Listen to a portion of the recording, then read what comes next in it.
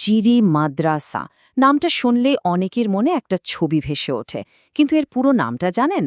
আল Jamia Al Arabiya আল ইসলামিয়া জিরি। এটা কিন্তু শুধু একটা শিক্ষা প্রতিষ্ঠান না, এর পেছনে আছে একটা ইতিহাস, একটা আন্দোলন আর হাজারো মানুষের আশ্রয় হয়ে ওঠার গল্প। তো চলুন আজ এই প্রতিষ্ঠানের 1 শতাব্দীর অবিশ্বাস্য জার্নিটা একটু কাছ থেকে দেখি। আচ্ছা, বাংলাদেশের অন্যতম বড় একটা ইসলামিক বিশ্ববিদ্যালয়ের জন্ম কিভাবে হতে পারে? কোনো বড়সড় অট্টালিকায়? না, এর শুরুটা হয়েছিল একটা বাদাম গাছের নিচে। হ্যাঁ, ঠিকই শুনেছেন। ভাবা যায় একটা গাছ থেকে এত বড় একটা প্রতিষ্ঠানের শুরু? চলুন এই অসাধারণ গল্পটার একদম শুরু থেকে জানা যাক। গল্পটা শুরু করতে হলে আমাদের একটু পেছনে যেতে হবে। সময়টা বিংশ শতকের শুরুর দিক, ব্রিটিশ শাসনামল। তখন উপমহাদেশের মুসলিমরা নিজেদের ধর্ম, নিজেদের পরিচয় নিয়ে বেশ সংকটের মধ্যে ছিলেন। ঠিক সেই সময়ে কিন্তু একটা আন্দোলন বেশ জোরালো হচ্ছিল, দেওবন্দি আন্দোলন। এর মূল উদ্দেশ্য ছিল ইসলামী শিক্ষা আর সংস্কৃতিকে বাঁচিয়ে রাখা। আর এই আন্দোলন থেকে অনুপ্রেরণা পেয়েছিলেন শাহ আহমদ হাসান। তার মনে তখন একটাই স্বপ্ন, এমন একটা শিক্ষাকেন্দ্র প্রতিষ্ঠা করতে হবে যা জ্ঞানের আলো ছড়াবে। তো এই শাহ আহমদ হাসান ছিলেন বাংলাদেশের প্রথম কওমি মাদ্রাসা, মানে হাটহাজারী মাদ্রাসার একদম শুরুর দিকের একজন তুখোড় ছাত্র। তিনি নিজের চোখে দেখছিলেন হাটহাজারী মাদ্রাসা কিভাবে সফল হচ্ছে, কিভাবে জ্ঞানের আলো ছড়াচ্ছে। আর এটা দেখেই তিনি দারুণভাবে অনুপ্রাণিত হন। তার মনে একটাই জেদ কাজ করতে শুরু করে যে নিজের এলাকা, মানে পটিয়ায় ঠিক এমন একটা প্রতিষ্ঠান তাকে গড়তেই হবে, একটা সত্যিকারের জ্ঞানের বাতিঘর। স্বপ্ন তো দেখা হলো, কিন্তু স্বপ্নকে সত্যি করা কি এত সহজ? একদমই না। শাহ আহমেদ হাসানের জন্য পথটা মোটেও সহজ ছিল না, বরং বলা যায় পুরোটাই ছিল কাঁটায় ভরা। চলুন এবার সেই কঠিন লড়াইয়ের গল্পটা শোনা যাক।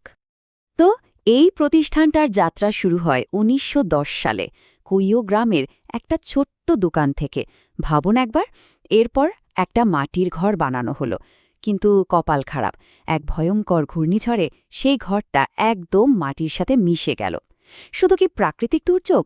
না, স্থানীয় কিছু মানুষের সাথে মতের অমিল হওয়ায় শাহ আহমদ হাসানকে সেই জায়গাটাও ছাড়তে হলো।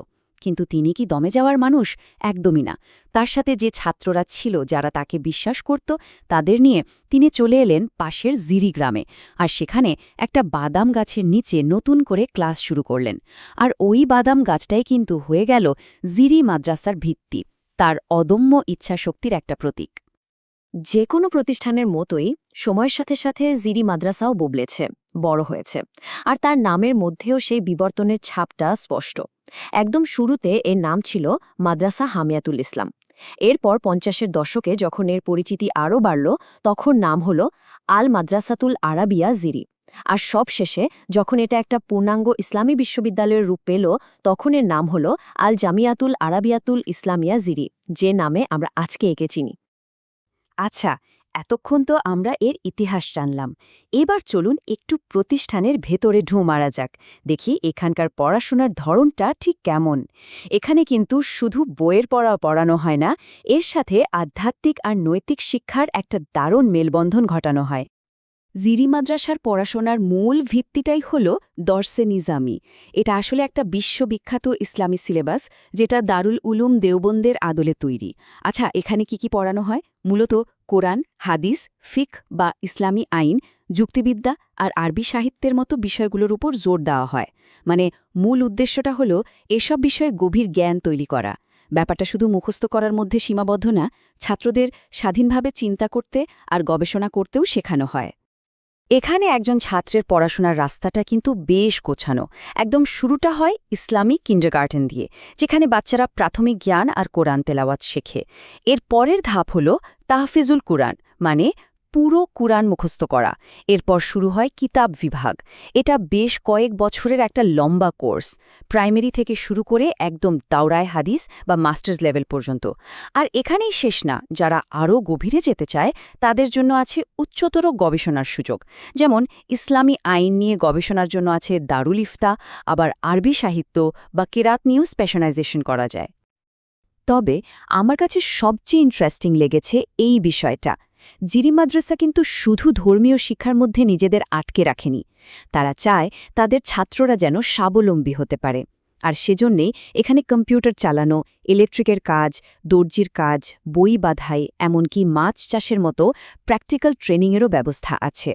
এর মানেটা কি দাঁড়ালো? একজন ছাত্র এখান থেকে দিনই জ্ঞানের পাশাপাশি আধুনিক পৃথিবীর চ্যালেঞ্জ মোকাবেলার জন্যও নিজেকে তৈরি করে নিতে পারছে।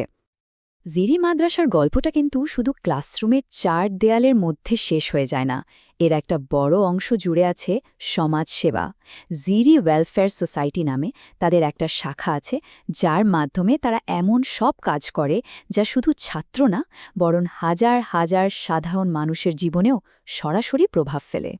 যেমন ধরুন, এই প্রতিষ্ঠানটা 1000-এর বেশি এতিম আর গরিব ছাত্রের সব দায়িত্ব নিজেদের কাঁধে তুলে নিয়েছে, তাদের থাকা, খাওয়া, পড়াশোনা সবকিছু। ভাবুন তো একবার, এটা কিন্তু শুধু একটা সংখ্যা না, এটা 1000-এর বেশি বাচ্চার গল্প, যারা হয়তো ঠিকমতো বেড়ে ওঠার সুযোগই পেত না। জিরি মাদ্রাসা তাদের একটা পরিবার দিয়েছে, একটা সুন্দর ভবিষ্যতের স্বপ্ন দেখিয়েছে। শুধু তাই না, জিরি মাদ্রাসার উদ্যোগে সারা বাংলাদেশে, বিশেষ করে দুর্গম পাহাড়ি এলাকাগুলোতে 100-রও বেশি মসজিদ আর মাদ্রাসা তৈরি হয়েছে। আর এগুলো কিন্তু শুধু নামাজের জায়গা না, এগুলো এখন এক একটা এলাকার জন্য শিক্ষা আর সংস্কৃতির কেন্দ্র হয়ে উঠেছে। এভাবেই কিন্তু জ্ঞানের আলো দেশের কোনায় কোনায় ছড়িয়ে পড়ছে। তাদের সেবার পরিধিটা যে কত বড়, তার আরেকটা দারুণ উদাহরণ হল স্বাস্থ্যসেবা। শারজাহার চ্যারিটি হসপিটালের মাধ্যমে তারা স্থানীয় মানুষদের জন্য 24/7 মানে দিন-রাত বিনামূল্যে চিকিৎসার ব্যবস্থা করে। চিন্তা করে দেখুন, শিক্ষা, ধর্ম, স্বাস্থ্য সবকিছু এক জায়গায়। এটা আসলেই অসাধারণ একটা ব্যাপার। এর বাইরেও কিন্তু অনেক কাজ আছে।